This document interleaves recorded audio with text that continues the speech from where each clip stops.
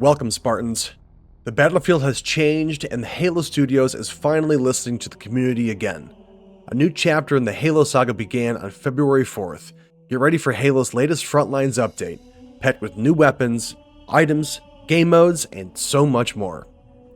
In this explosive update, Halo is bringing you a host of fresh features designed to shake up both casual play and the competitive scene. Let's dive in. First up, the new weapon hitting the battlefield.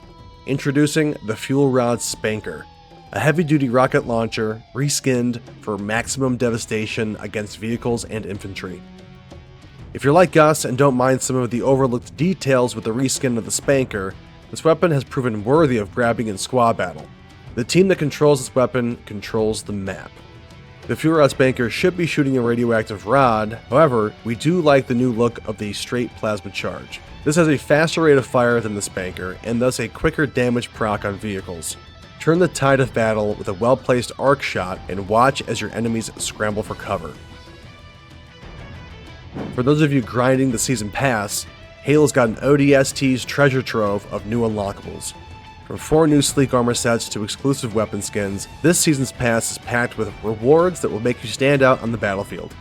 The premium pass is only available for purchase during the time the operation is live, and will no longer be available for purchase once that month-long window has closed. The FOMO is real, and we made sure to pick up our pass on day 1. You can earn a stunning EXO model armor set, 40,500 Spartan points, the most we've seen to date, the Trench Broom Bulldog weapon model, and the Promethean SPNKR weapon model, a few new weapon and armor coatings, new nameplates, backdrops, and even some nice weapon charms. And that's just the beginning. The devs have also made some key changes to ranked maps to improve balance and competition. New jumps have been added to several arena maps, which will increase the mobility of routes, making room for a lot more changes to the meta. Expect less choke points, optimized weapon and equipment locations, and even more verticality in each of these maps to keep you on your toes. Introducing Origin, a well-known Halo 5 map designed with the ultimate competitive experience in mind. A perfect mix of open spaces and tight corridors, Origin tests your strategic thinking and adaptability, offering multiple pathways to victory. Now for something we're really excited about. Get ready to fight in massive 16-player battles where teamwork is everything. Enjoy fun modes like One Flag on Kusini Bay, Slayer on Exiled, Multi-Flag on Valheim, Assault on Refuge, and so much more. Whether you're pushing objectives or holding back the enemy team, every player's actions count. This is reminiscent of those late-night Halo 2 clan battles fighting on large-scale maps, 8v8 style. It's fun when you can team up with a few friends, but the best feeling is squatting up with a full 8-stack, playing for micro-objectives, and taking control of entire enemy bases through multiple pinches. The new squad battles and ranked squad battles is thrilling and will test your coordination, team strategy, and individual skill in an all-new format. Expect more in-depth strategies in future videos. Speaking of classic Halo, Assault is back. Teams can play one bomb, making the first team storm the base while the other defends, or neutral bomb, where a tug-of-war kind of playstyle dramatically ensues. We played a few one-bomb games, and we believe that the defending team may have the advantage at times. As defenders, you may not reset the bomb back to spawn unless it has been armed. Sometimes a high-risk strategy of allowing the other team to arm pays off big. If we could change one thing about one bomb, we'd like to ask the devs to give both teams 2 rounds each of defending and attacking. Especially in ranked, it just seems fair. Spartans, it's time to adjust your loadouts. The latest balance update is here, and the devs have fine-tuned weapons, grenades, and more to keep the battlefield fresh and competitive. Let's start with the Heatwave. The shotgun-like weapon has been a dominant force, especially at longer ranges.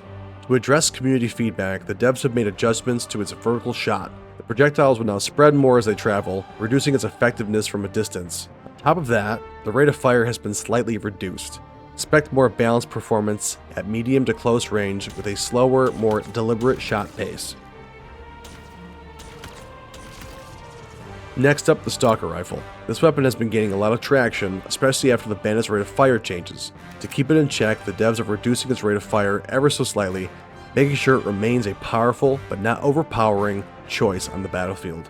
It's still a key pickup, but now you'll have more of a fighting chance when facing off against it.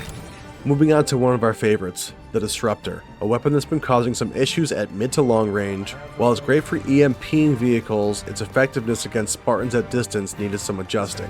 So the devs have increased the error angles and made the bloom reset slower. This will reduce its power against Spartans at long range, while still maintaining its role as a vehicle disruptor. Keep this in your back pocket during squad battles. Now let's talk about the Bulldog, a weapon that became far too down, especially after changes to the Bandit, leading pros to start creating a huge list of GAs in last season.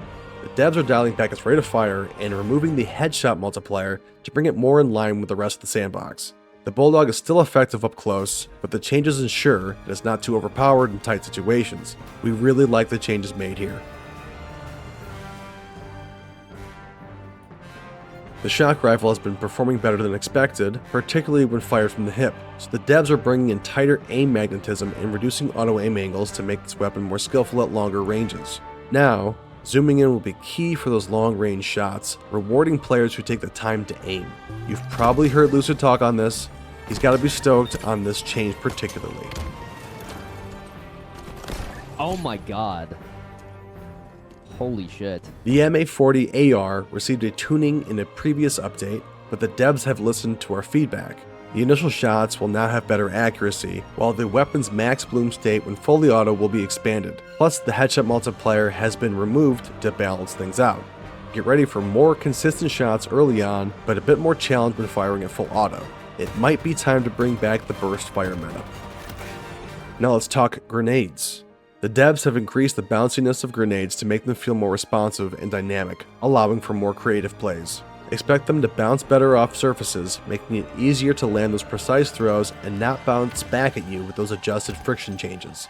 Next, the devs are adjusting grenade cast time. Halo Infinite's grenade throws were a little faster than previous titles, leading to grenade spam and less intentional gameplay. Lastly, strafe acceleration has changed. When we said the devs have listened, this is partially what we were talking about. If you're a competitive player, this will definitely help improve your gameplay. This adjustment will help address community feedback on topics such as jiggle peeking behind cover and reduce the instances of opponents changing directions at seemingly unnatural speeds when strafing. What was a 1 on the strafe scaler is now a 0.78. The adjustment to these strafe scalars should bring the overall feel of Halo Infinite's combat even more in line with previous Halo titles. Whether you're adjusting your loadout or refining your tactics, these updates will shake up the battlefield in new ways. This update is just the beginning. There are some upcoming operations we can look forward to in the spring. March 11th will be Operation Blue Team, and April 8th will bring Operation Forerunner. Looking even further ahead, once Operation Forerunner wraps up, the devs will have a Halo Infinite summer update and 3 new operations. We look forward to seeing what they have.